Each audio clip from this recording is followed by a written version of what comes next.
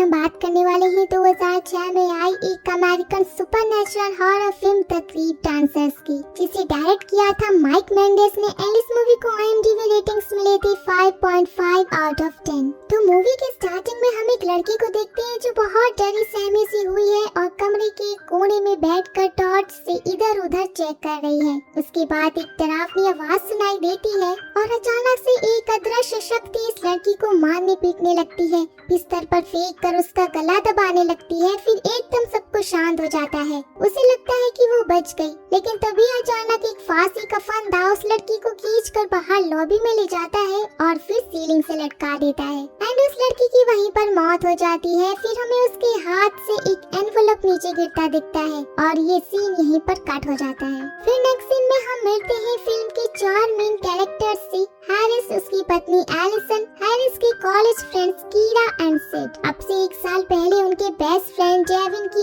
एक car accident में मौत हो गई थी। वो लोग उसी के फ्यूनरल में यहाँ आए हुए हैं। कुछ टाइम वहाँ पे रुकने के बाद एलिसन घर लौट जाती है और हैरिस, कीरा एंड सिड अपनी पुरानी यादें ताज़ा करने के लिए कुछ टाइम रेस्टोरेंट में स्पेंड करते हैं। अब रात के 11 बज चुके थे। हैरिस घर जाना चाहता था, लेकिन सिड चाहता था कि वो तीनों पर्सनली अपने दोस्त को अलविदा कहें। इसलिए रात को उस समय वो तीनों ग्रेवयार्ड पर जाते हैं। वो लोग दुखी तो थे ही उस समय, लेकिन वो लोग अपना गम भुलाने के लिए वहाँ ड्रिंक करने लग जाते हैं और फिर अपने आप में ही बिजी हो जाते हैं। हैरिस अपनी एक्स गर्लफ्रेंड कीरा के साथ तो फ्लर्ट भी करने लग जाता है। किसी को ये ख्याल तक नहीं रहता कि ये जगह कौन सी है और वक्त क्या हो रहा है। फिर सिड को अपनी दोस्त की कब्र के ऊपर से एक एनवेलप मिलता है। ये वही एनवेलप था जो हमने स्टार्टिंग में उस लड़की के पास देखा था। सिड उसे खोलता है। उसमें लिखा था, जो अभी भी जी रहे हैं उन्हें ये जिंदगी मुबारक, जितना जियो खुलकर जियो, हैव फन। और इस जीवन को एंजॉय करने के लिए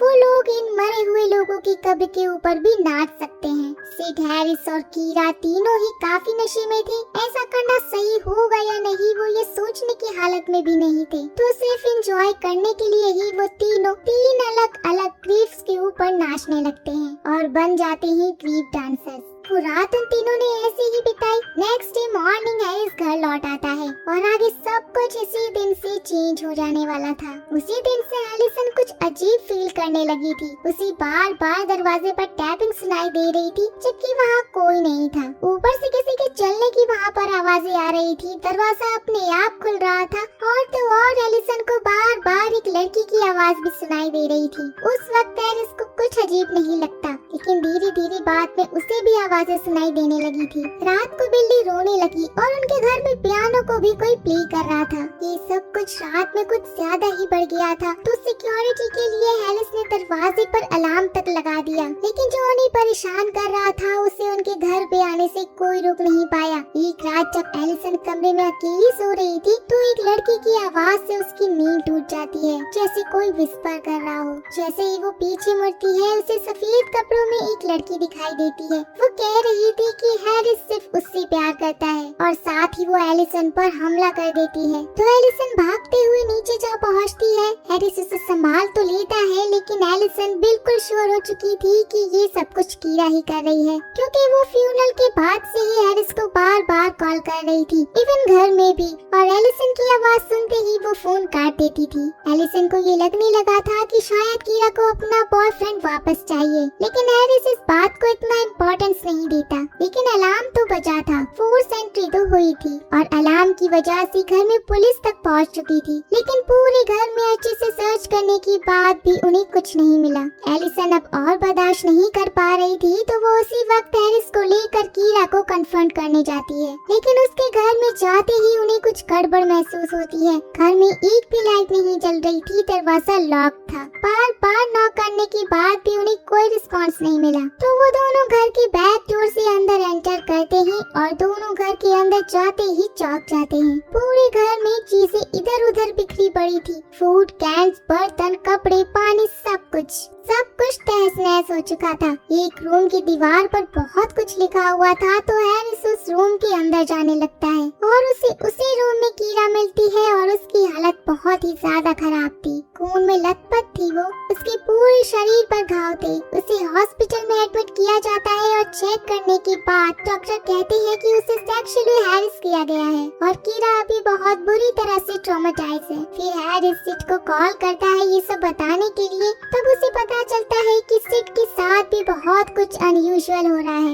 उधर जब हैरिसन हॉस्पिटल कॉरिडोर में अपने पति के लिए वेट कर रही थी तब उसे अपने सामने एक लाश दिखती है जो उसे बुला रही थी। उसके पास जाते ही वो लाश उसे खींचने लगती है। एलिसन बहुत ज्यादा डर गई थी, वो चिल्लाने लगती है, लेकिन जब हैरिस आकर देखता है तो वहाँ पर कुछ नहीं था। तो वो उसे लेकर उसी वक्त सिड के घर जा पहुँचता है। तो वहाँ पर उनकी मुलाकात होती है दो पैरानॉर्मल इन्वेस्टिगेटर्स फ्रांसिस और विंसेंट से। असल में पिछले 3 हफ्तों से एलिसन और हैरिस के साथ जो कुछ भी हो रहा था इस घर में भी वही सब हो रहा था। बार बार जगह जगह आग लग रही थी, छोटे बच्चे के फुटप्रिंट्स दिखाई दे रही थी और इन सब से सिड का मानना था कि ये घर हॉन्टेड है। लेकिन अगर ये घर हॉन्टेड होता तो हैरिस के साथ भी सेम टाइम पर ये सब चीजें क्यों होती। ऊपर से कीरा ने भी बयान दिया था कि उसके साथ भी ये सब कुछ हो रहा है 3 हफ्ते पहले से ही, यानी कि प्रॉब्लम इन 3 लोगों के साथ ही है, ना किसी के घर में। इन लोगों ने ही जरूर कुछ किया होगा। फिर एलिसन अपने पति को फोर्स कर पूछती है और तब जाकर सभी को उस फ्यूनरल वाली रात के बारे में पता चलता है। तब हमें ये भी पता चलता है कि उन लोगों ने सिर्फ ना उन कब्र पर डांस किया था बल्कि सिड और हैरिस ने उस पर टॉयलेट भी किया था। फिर सिड उन्हें उस ब्लैक कार्ड के बारे में बताता है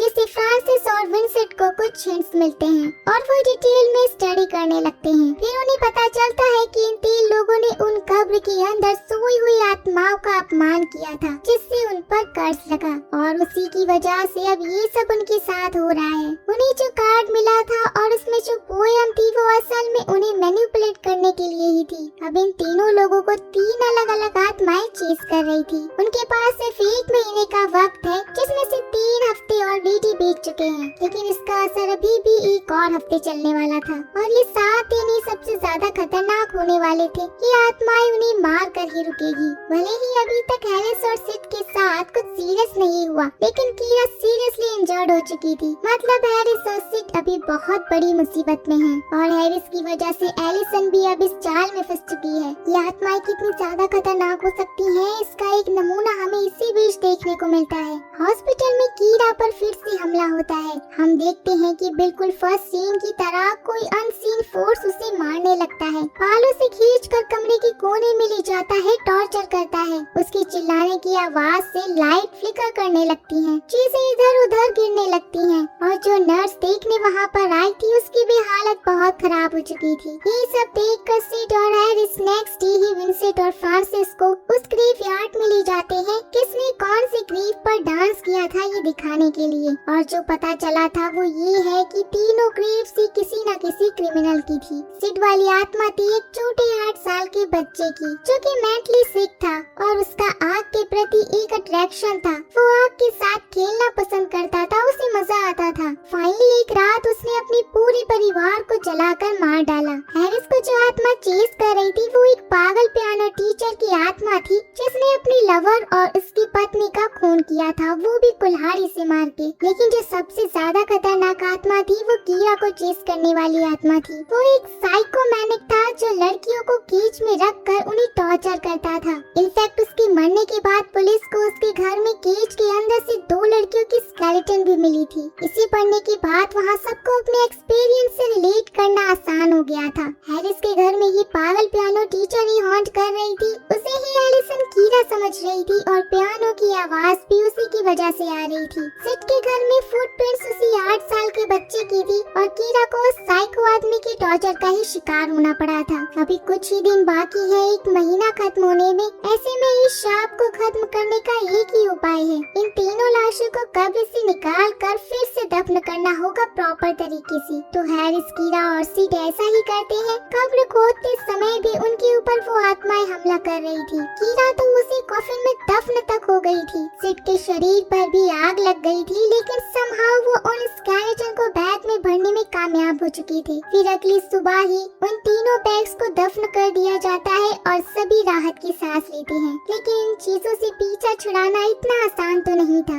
रात में हैरिस और एलिसन जब सो रही थी तो एलिस को बाथरूम में से आवाज सुनाई देती है। वो एलिसन को बुलाने ही वाला था कि तभी वो देखता है एलिसन तो बाथरूम में से निकल रही है। तो उसके पास ये कौन सोया हुआ है? जब वो लाइट जलाकर देखता है तो देखता है कि उसी औरत की आत्मा है। मतलब कुछ भी खत्म नहीं हुआ था। उधर सीट और कीरा पर भी हमला हुआ था तो वो सब मिलकर फ्रांसिस और विंसेंट के घर जा पहुंचते हैं। शायद उनके पास कोई और उपाय हो, लेकिन वो लोग भी समझ नहीं पा रहे थे कि ऐसा क्यों हुआ। ये शाप अभी तक कंटिन्यू क्यों हो रहा है? अब सिर्फ आज रात की रात ही बाकी है। अगर वो लोग किसी तरह से इसे सरवाइव कर पाए तो वो लोग बच जाएंगे। उन्हें लगा वो इस घर में सेफ है, लेकिन वो इस घर में भी सेफ नहीं थे। पहले कमरे में आग लग जाती है और फिर जब इधर उधर वो लोग भागने लगते हैं तो कीरा पर वो साइको आदमी हमला कर देता है। कीरा बेसमेंट में पहुंच चुकी थी। वो उन लड़कियों को देख पा रही थी कि कैसे वो आदमी उन लड़कियों को टॉर्चर करता था। उनकी कंडीशंस,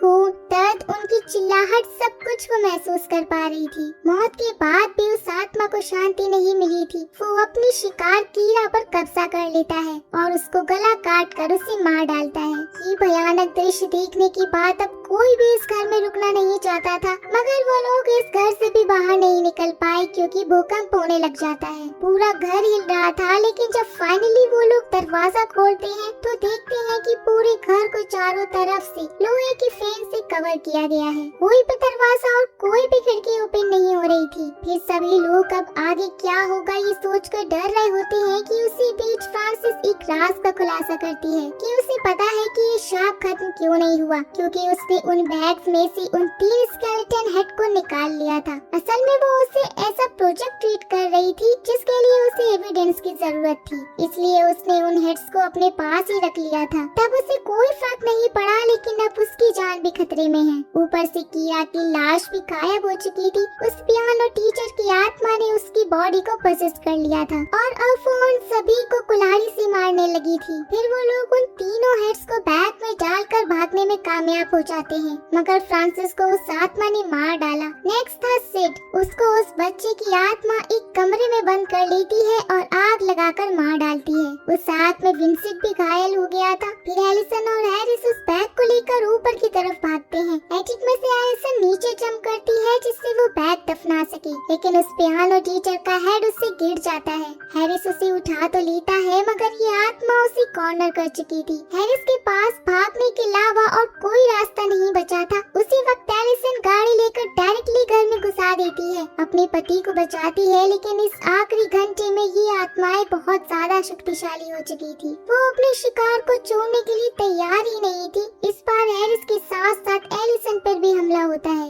वो दोनों ही हार मान चुकी थी कि यहीं पर शायद अब उनका अंत है, कि आत्मा हैरिस को जिंदा ही दफना देती है। बेचारी एलिसन में इतनी ताकत ही नहीं बची थी कि वो अपने पति को और बचा पाए। ऐसे में तभी विंसेंट आकर उस हेड को दफना देता है और आत्मा को नर्क में जाने का ऑर्डर देता है। मतलब कि फाइनली अब ये कर्ज खत्म हो ही गया। एलिसन और विंसेंट दोनों मिलकर हैरिस को बाहर निकालते हैं। कीरा और सिड का प्रॉपर फ्यूनरल किया जाता है। इसी के साथ साथ इनकी लाइफ से ये कर्ज भी खत्म हो जाता है, मगर ये कर्ज किसी और के लिए जाल बिछा रहा था और इन सब के पीछे उस ग्रेवयार्ड के सिक्योरिटी गार्ड था जो कब्र के ऊपर वो ब्लैक एनवेलप छोड़ता था। इस मूवी में सिक्योरिटी गार्ड की प्रेजेंस बहुत ही कम है, लेकिन इम्पोर्टेंट सबसे ज्यादा, क्योंकि वो ही इस जाल को बिछाने का काम करता था। लेकिन सवाल ये था कि वो ऐसा करता क्यों था? शायद से वो नर्क का यमदूत था जो लोगों को ललचाकर नर्क में ले जाता था। ये गार्ड जो कि एक शाप है, हो सकता है कि उन आत्माओं को उनका शिकार दिलवाने में उसे भी कुछ फायदा मिलता हो। प्योर सोल जिन्हें सही गलत का फर्क पता था, वो लोग इसे सेफ रहते थे। गलत लोग ही इस जाल में फंस जाते थे। जो मजे लेने के लिए दूसरों के गम पर नाचते हो, उन्हें तो नर्क में ही जाना चाहिए। आई होप गाइस कि ये मूवी आपको पसंद आई हो। अब तक के लिए सिर्फ इतना ही। अब मिलेंगे नेक्स्ट वीडियो में, तो तब तक के लिए take care and tata bye bye.